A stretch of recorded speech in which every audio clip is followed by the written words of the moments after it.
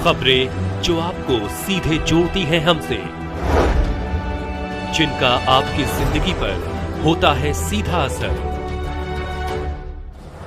खबरों की वही तस्वीर, बिना बदले बिना डरे, जज्बा सच का लिए, सच दिखाते हैं।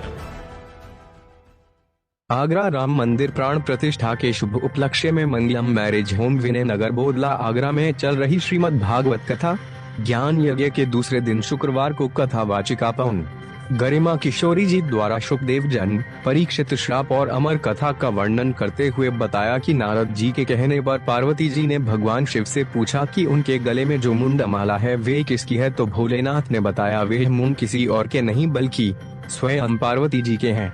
हर जन्म में पार्वती जी विभिन्न रूपों में शिव की पत्नी के रूप में जब भी देह त्याग करती, शंकर जी उनके मुंड को अपने गले में धारण कर लेते। पार्वती ने हंसते हुए कहा, हर जन्म में क्या मैं ही मरती रही, आप क्यों नहीं? शंकर जी ने कहा, हमने अमर कथा सुन रखी है। पार्वती जी ने कहा, मुझे भी वे अमर कथा सुनाइए। शंकर जी पार्वती जी को अमर कथा सुनाने लगे। शिव पार्वती के अलावा सिर्फ एक तोते का अंडा था जो कथा के प्रभाव से फूट गया, उसमें से श्री सुखदेव जी का प्राकट्य हुआ। कथा सुनते सुनते पार्वती जी सो गई। वे पूरी कथा श्री सुखदेव जी ने सुनी और अमर हो गए। शंकर जी सुखदेव जी के पीछे उन्हें मृत्यु दंड देने के लिए दौड़े। सुखदेव जी भागते भागते व्यास जी के आश्रम में पहुँचे और उनकी पत्नी के मुंह से गर्भ में प्रविष्ट हो गए। 12 वर्ष बाद श्री सुखदेव जी गर्भ से बाहर आए। इस तरह श्री सुखदेव जी का जन्म हुआ। कथा व्यास जी ने बताया कि भगवान की कथा विचार, वैराग्य, ज्ञान और हरि से मिलने का मार्ग बता देती है।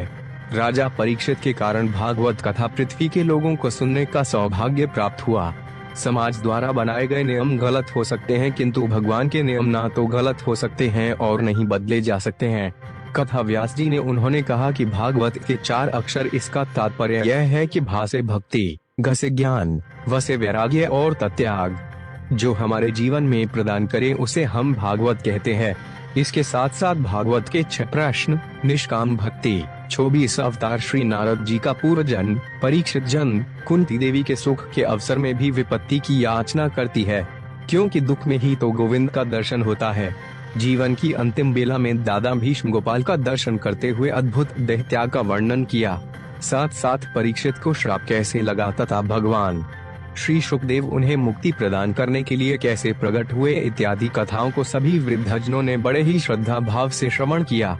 कथा व्यास पम गरिमा किशोरी जी ने बड़े ही सुंदर सुंदर भजन सुनाकर भक्तों को खूब आनंदित किया। इस शुभ अवसर पर परीक्षित नरेश शर्मा एवं उर्मिला शर्मा, तुलसीराम पाठक, विजय तीर्थानी, शिवनंदन शर्मा, चौभूदेव सिंह, एसके वीरानी, विकी जीवलानी, कन्हैया सोनी, रानू मनोज तीर्थानी आदि लोग उपस्थित रहे।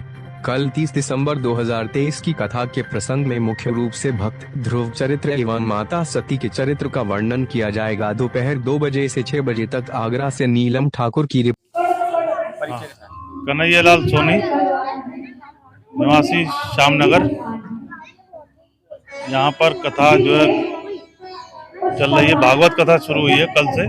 कल जो कलश यात्रा निकाली गई उसके तत्पश्चात जो है भागवत चली। ये 7 दिन तक चलेगी। 4 तारीख को भंडारा होगा और पूरा जो है भागवत कथा सुनकर पूरा क्षेत्र बहुत खुशी से है। यही प्रार्थना करता हूँ सभी लोग आए, भागवत कथा सुने और धन्य का लाभ उठाए। बताइए, आज भागवत कथा के लिए दूसरा दिन है। आज भागवत कथा का दूसरा दिन है। इस भागवत कथा को जितनी पिछली बार भी हमने भागवत कथा कराई थी, हमारी कॉलोनी ने पिछली बार भी भागवत कथा कराई थी, इस बार भी कराई और फिर आगे भी कराएंगे। भागवत कथा को जितना सुनो और मनन करो तभी एकदम वो नई कथा ही जैसी लगती है। जितनी गहनता से इसको समझेंगे उतना जो है लगता है कि हम फिर सीख रहे हैं कुछ। और भगवान की भक्ति से समाज का उत्थान होता है और समाज के उत्थान के लिए आध्यात्मिक ज्ञान का प्रचार प्रसार बहुत जरूरी है। एक चरित्रवान युवा पीढ़ी को विकसित करने के लिए धार्मिक संस्कारों को प्रचार प्रसार करना और इस तरीके की भागवत वगैरह होना बहुत आवश्यक है। मेरा नाम भूदेव सिंह है, पूर्व प्रमुख फतेहपुर सीकरी, हाल निवासी वैशाली नगर बोदला। कैसा लग रहा है आपको भागवत कथा में आके? हाँ, कैसा लग रहा है ये तो पूछने की बात नहीं है, इतना अच्छा लग रहा है। एक तो किशोरी जी का समझाने का तरीका इतना सरल है, मानो हम कभी कथा सुनते थे रमेश भाई ओझा की, उनकी बिल्कुल ऐसी महसूस होती है कि वही इस समय गा रहे हैं, अपनी तरफ से बात रहे हैं। तो रमेश भाई ओझा की तरह से बिल्कुल उसी तर्ज पे इनकी कथा चल रही है। पूरे क्षेत्र की जनता बहुत उत्साह है, इसमें उत्साह वर्धन कर रही है, इनका भी जनता पूरी आ रही है और बहुत अच्छा लग रहा है। आज की युवा पीढ़ी के लिए क्या कहना चाहेंगे? युवा पीढ़ी अगर इसी तरह से कथा भागवत होती रही तो निश्चित रूप से संस्कारों में बहुत बड़ा अंतर आएगा। युवा पीढ़ी इन्हीं कथाओं से संस्कार ले रही है और अच्छे संस्कार मिलेंगे। साधना भारद्वाज है और यह मंगलम में गर्मा किशोरी जी की भागवत बहुत अच्छी हो रही है। तो ये भागवत बहुत अच्छे से कहती है, पहले भी बोला था, अब भी कह रही है और यहाँ पे युवा पीढ़ी के लिए बहुत अच्छी चीज है, सुननी भी चाहिए ये भागवत। आजकल का जो माहौल है उसको देखते हुए।